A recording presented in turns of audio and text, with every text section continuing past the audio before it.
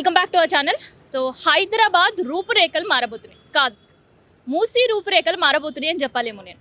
Musi river front project ప్రారంభానికి తెరలేపింది ప్రభుత్వం. దానికోసం ల్యాండ్ అక్వజిషన్ మొదలుపెట్టింది, దానికి సంబంధించిన నోటీస్ కూడా ఇచ్చింది. అయితే నా వెనకాల ఏదైతే కనిపిస్తుందో అది మూసీ ప్రాజెక్ట్. సో దానికి సంబంధించి రివర్ ఫ్రంట్ ప్రాజెక్ట్ అంటే అందరూ కూడా స్వాగతిస్తున్నారు. మూసీ రూపురేఖలు మారిపోతున్నాయి అంటే అసలు హైదరాబాద్లో అది ఒక సెంటర్ ఆఫ్ అట్రాక్షన్గా ఉంది అని అనుకుంటారు. కానీ అందులో భాగంగానే గాంధీ సరోవర్కి కూడా శ్రీకారం చుట్టింది ప్రభుత్వం. సో దాంట్లో కొత్త ఏముంది అనుకుంటున్నారు.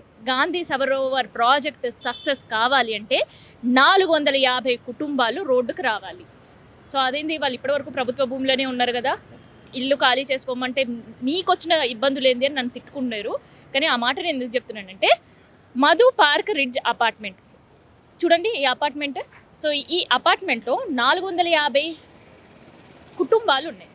సో కొన్ని కుటుంబంలో 10 మంది, కొంతమంది కుటుంబంలో 11 మంది, అండ్ కొంత కుటుంబంలో ఒకరు ఇద్దరు ఇట్లా.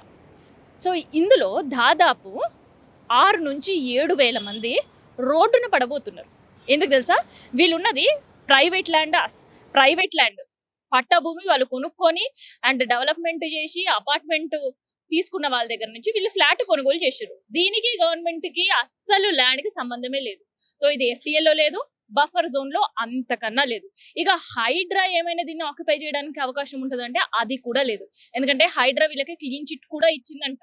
అయినా కూడా గాంధీ సరోవర్ ప్రాజెక్ట్ కి సంబంధించి ప్రాజెక్ట్ సక్సెస్ కావాలి అండ్ ఇక్కడ గాంధీ గారి విగ్రహం కట్టాలి అంటే ఈ ఫ్లాట్లను అన్నింటినీ ఖాళీ చేయండి అంటూ నోటీసులు ఇచ్చింది. దానికి మీకు నష్టపరిహారం, పునరావాసం కూడా మేము ఏర్పాటు చేస్తాం అంటున్నారు. మరి దానికి ఇక్కడ ఉండే వాళ్ళు ఏమంటున్నారు, ఒకసారి వీళ్ళతో కూడా మనం మాట్లాడిన తర్వాత వీళ్ళ పరిస్థితి ఏందనేది చెప్తాం. సో మధు అండి, మేము 10 ఇయర్స్ నుంచి ఇక్కడ ఉంటున్నామండి.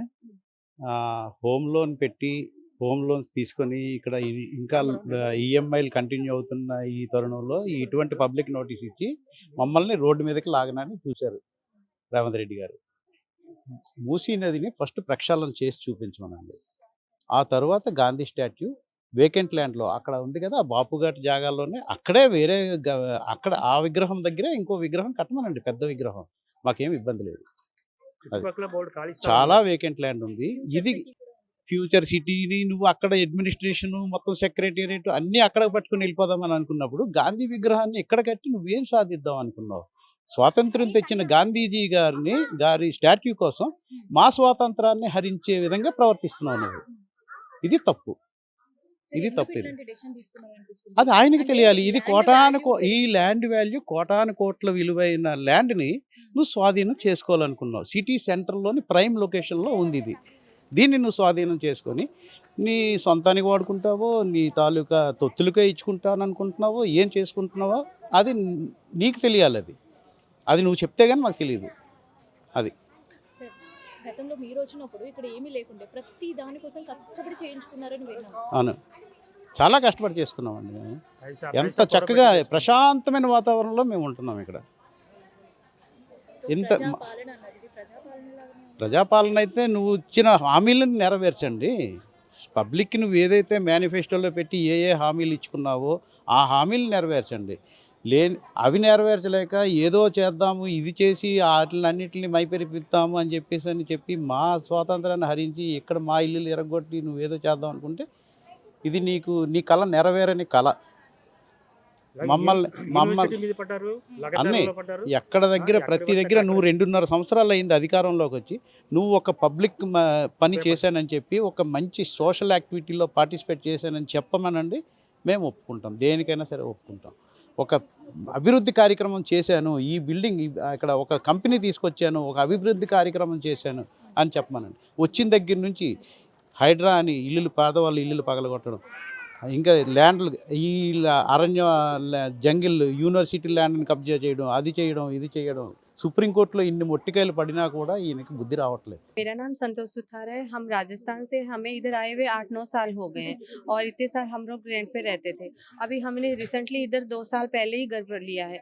अभी हमारे पति ने हम एक तिनका जोड़ के, मतलब एक पाई जोड़ के हमने यहाँ पे मतलब इतना मुश्किल से घर लिया है। और जैसे ही लिया है तो हमने ऐसे ही तो नहीं लिया है ना, गवर्नमेंट को टैक्स भी दिया है। तो अभी गवर्नमेंट को ये सडनली कैसे दिमाग में आ गया कि अब ये सब घर यहाँ पे कितने लोग रह रहे हैं। सपने अपने सपने हैं, अपने यहाँ पे मेमोरीज होती है अपने अपने घरों की, कि ऐसे किसी के घर से कैसे छत छीन सकते हैं वो।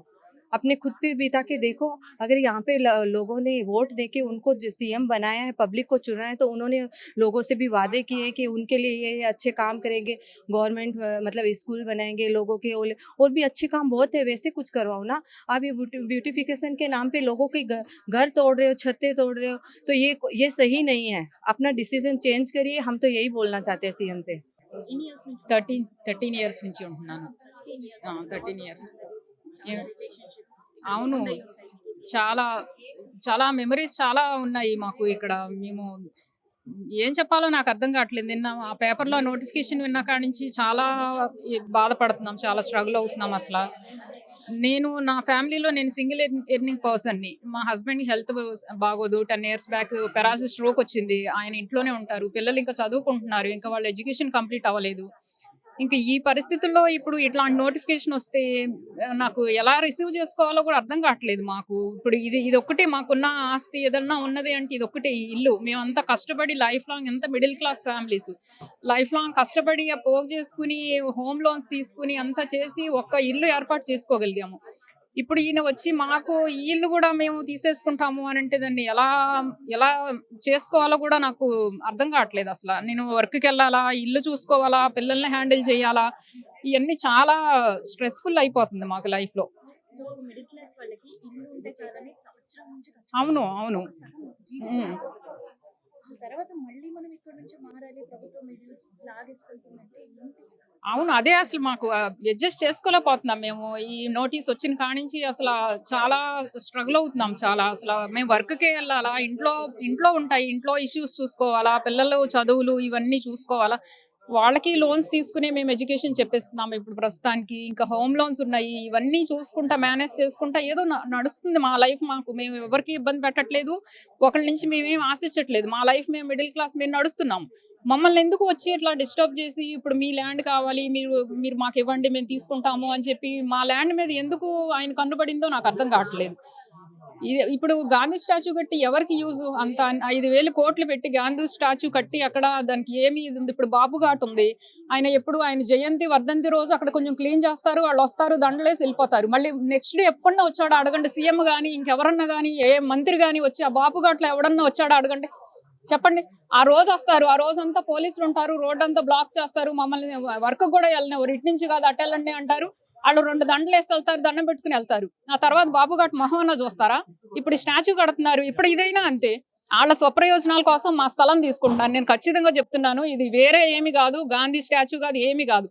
ఏదో వాళ్ళ పర్పస్, స్వప్రయోజనాలు ఏవో ఉన్నాయి. దానికోసం ఇది ప్రైమ్ ల్యాండ్ అయ్యింది. ఇప్పుడు మేము కొన్నప్పుడు ఏమీ లేదు ఇది అసలు.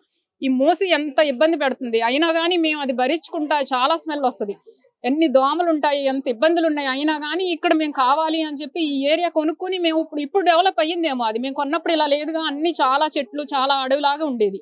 ఇప్పుడు డెవలప్ అయిన తర్వాత ఇప్పుడు మేము డెవలప్ అయ్యింది, మేము ఈ ల్యాండ్ మేము ఆక్యుపై చేసుకుంటామంటే ఎలా ఇస్తాము? ఇది మా ఇల్లు, మా సొంత ఇల్లు, మేము కొనుక్కున్నది. నీ ఆస్తి ఏమి కాదు కదా, మేమేం ఆక్యుపై చేసి కట్టుకున్నది కాదు. అలాంటప్పుడు మేమెందుకు ఇక్కడి నుంచి ఖాళీ చేసి వెళ్తాము? ఇది ఎంపీఆర్ అనేది మా ఫ్యామిలీ, ఇంతమంది ఉంటున్నాం ఇక్కడ. వీళ్ళందరినీ ఖాళీ చేసి వెళ్ళమని అంటానికి రైట్ ఏది నీకు అసలు? ఏం రైట్ మీద అడుగుతున్నావు నువ్వు? ఇది మా సొంత స్థలం, నువ్వేదో చేస్తాను, ఏదో పెడతాను అని చెప్పి మాకు ఎలా అడుగుతావు అసలు మీరు? మేము ఎలక్షన్లో వాళ్ళ ఎలక్షన్లో నిలబడితే మేము కాంగ్రెస్కి అసలు తెలంగాణలో వాళ్ళకి అసలు స్టేటస్ లేదు. అలా లైఫ్ తెచ్చింది మేము. అందరూ అనుకుని కాంగ్రెస్ తీసుకొద్దాము, వాళ్ళు ఏదైనా మంచి చేస్తారేమో అని చెప్పి మేమిచ్చాము ఆయనకి ఆ రైట్. ఆ కుర్చీలో కూర్చుని ఇది మేమిచ్చాము అధికారం. మేము ఇచ్చిన అధికారంతో ఆ కుర్చీలో కూర్చుని మమ్మల్ని తొక్కేస్తాను అంటే అది ఎలా సాధ్యం అవుతుంది? మేము ఎట్టి పరిస్థితుల్లోనూ ఒప్పుకోము. మా ఇల్లు, మాకు ఇంకా వేరే లైఫ్ లేదు. మేము ఉంటే ఇక్కడ ఉంటాం, లేదంటే ఇంకంతే. ఇంకంతవరకు ఇంకొక రెండో ఆప్షన్ లేదు మాకు. ఆప్షన్ లేనప్పుడు మేము ఎంతకైనా పోరాడతాం. మా ఇల్లుని మేము కాపాడుకోవడం కోసం, మా ఇల్లు కోసం మేము ఎంతవరకైనా వెళ్తాం. అది ఆయన దాకా వెళ్ళేదాకా చెప్పండి. మేమైతే ఎట్టి పరిస్థితుల్లోనూ ఎంపీఆర్ ఖాళీ చేసే ఉద్దేశమే లేదు మాకు. ఇది మా ఇల్లు, మా హక్కు, మా ఇది అంతే. ఏమైనా చేయనివ్వండి, ఏమీ అవసరం లేదు మాకు. మా ఇల్లు ఉంటే మాకు చాలు. నువ్వు కోట్లు ఇచ్చినా అవసరం లేదు, ఏమి ఇచ్చినా అవసరం లేదు మాకు. మాకు కోకాపేటలో గవర్నమెంట్ ల్యాండ్ని ఆక్షన్ వేస్తే 175 crores మోర్ దాన్ వెళ్ళింది. అది ఇది ప్రైమ్ ల్యాండ్లో ఉంది ఇది కూడాను. దీన్ని ఆక్షన్ కాకుండా ఏమీ కాకుండా ఒక ప్రైవేట్ ల్యాండ్ని నువ్వు కబ్జా చేయాలని చూస్తున్నావు, అంత తప్ప ఇంకేమీ లేదు ఇక్కడ. महीना है। तो मैं यहाँ पर 5 साल हो गए मुझे आके, 5 साढ़े 5 साल हो गए। तो इट्स वेरी गुड, हम लोगों ने ये सोसाइटी देख कर लिया है कि यहाँ पे बहुत काम है, जैसा पोल्यूशन नहीं है। It's a very core heart of the city, ऐसा देखे तो सन सिटी का, ठीक है ना। तो हम यहाँ बहुत अच्छे से रहते हैं। अगर ये जो आप ब्यूटिफिकेशन जो भी है, गांधी का जो स्टैचू बनाना चाहते हैं, तो आप हमको कंसर्न कीजिए ना। यहाँ पे रेसिडेंस है, हम यहाँ रहते हैं, वी आर लीगली हम रह रहे हैं कि चलो बाबा हम लोग इलीगल प्रॉपर्टी में रह रहे हैं, ऐसा नहीं है ना। वी आर लीगल, हम इसके टैक्स भरते हैं, हम लोग इसके पूरे हर चीज़ भरते हैं, ठीक है ना। तो आप अपना एक स्टैचू बना लिए कि हमारा आशियाना आप कैसे तोड़ सकते हैं, राइट। अभी हमारे रोजे चल रहे हैं, हम लोग रमजान में हम लोग कितनी दुआएं कर रहे हैं, पता है क्या। ये हमारे इमोशंस भी जुड़े हैं, हमारे पूरे इन्वेस्टमेंट्स लगे हैं इसमें, ठीक है ना। तो ऐसा आप किसी का घर तोड़ के हम अपना घर आप आबाद नहीं कर सकते, ये मेरा कहना है, ठीक है ना। जब हम लोगों ने इतनी दुआओं से आपको इलेक्ट किया है, हम लोगों ने इस पोजीशन पे लाया है, तो ये दुआएं काम करती है। अगर आप बदुआ लेंगे तो इट विल रियली इफेक्ट। तो ऊपर वाला भी है, तो मैं ये ट्रस्ट करती हूँ कि आप जब काम करते हो तो सबका साथ, सबका प्यार, सबका मोहब्बत साथ में लेके चलना चाहिए। आप इतने बड़े बड़े डिसीजंस अकेले कंसर्न रखो यार। आपको जो अगर स्टैचू बनाना है तो देयर इज प्लेस, आप हमको इन्वॉल्व करो ये चीज़ में, ठीक है ना। कोई भी एक चीज़ कोई आप डिस्कशन करते हो, कोई आप ओपिनियन लेते हो, एक स्टैंड लेते हो, तो एक पॉइंट पर आप एक सजेशन दो और एक उसमें से सॉल्यूशन निकालना है। आप ऐसा नहीं कर सकते ना, किसी भी इसमें से सॉल्यूशन निकल सकता है, हमारा कंसर्न लो आप। अगर ब्यूटिफिकेशन है, आपको स्टैचू निकालना है तो बहुत सारा है, हम लोग भी आपको ये करेंगे, बट सपोर्ट करेंगे। बट हमारे घर, हमारे आशियाने को आप तोड़ के आप अपना ये नहीं बना सकते ना। तो जो भी है, आप ये प्रोजेक्ट अगर कर रहे हो तो हम जितनी दुआओं से आपको इलेक्ट करके लाए हैं, हम उतना हमारे नाराजगी और हमारी बद्दुआ भी ये चीज़ साथ में लेके चलेंगे, ये याद रखिए। हम लोग अभी रमज़ान से है, हम लोग बहुत दुआ, बहुत प्यार मोहब्बत से हम यहाँ सब मिल के रहते हैं। तो मैं ये चीज़ के लिए बिल्कुल राज़ी नहीं हूँ और बहुत अफ़सोस ये गवर्नमेंट के लिए, मैं बहुत अफ़सोस मैं यहाँ पे फील कर रही हूँ। तो यही ओपिनियन है कि ये जो कुछ हो रहा है ना, बिल्कुल हम एग्री नहीं करेंगे ये चीज़ के लिए। Thank you.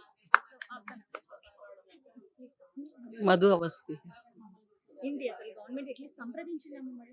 లేదండి, జస్ట్ నోటిఫికేషన్ వచ్చింది అంతే. అది వచ్చినప్పటి నుంచి అందరు కొంచెం కాదు అతి టెన్షన్లో ఉన్నారు.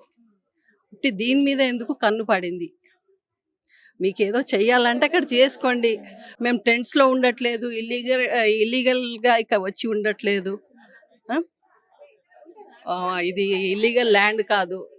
దీని మీద కన్ను ఎందుకు ఉంది, ఎస్పెషల్లీ దీని మీదనే ఉంది. దీని మీద కూడా ఒక కుట్ర ఉండొచ్చు, బిజినెస్ ఇది, డెవలప్మెంట్ చేయాలంటే స్టార్ట్ చేయండి, అటు సైడ్ చెయ్యొచ్చు. ఇక్కడ ఎందుకు దీని మీద వచ్చింది కన్ను?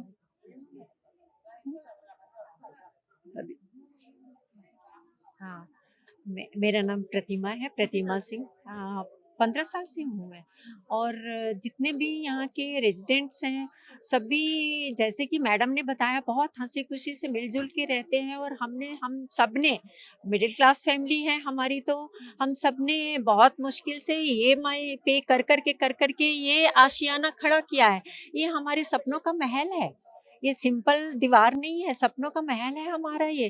और हम सभी इतने मिलजुल के साथ में रहते हैं, तो अब ये आशियाना तोड़ के हमारा घर तोड़ के अब बताओ कौन सा सुंदरीकरण हुआ, कौन सा ब्यूटिफिकेशन हुआ।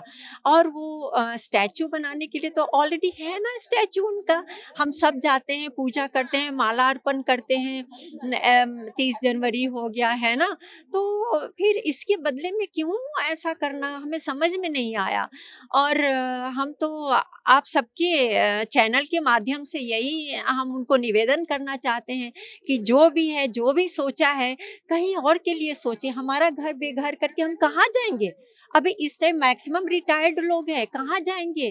तो वो सोचे और हमें बख्श दे। बस आपके चैनल से हमें यही कहना है, और हमें आशा है कि आप हम जो भी बोल रहे हैं, हम जो भी हमारी भावनाएं हैं, माने कितने लोग तो खाना पीना तक छोड़ दिया है, कितने लोगों ने जब से नोटिफिकेशन आया, जब से खाना पीना छोड़ दिया है उन्होंने, रो रो के उनका बुरा हाल है कि हम कहाँ जाएंगे।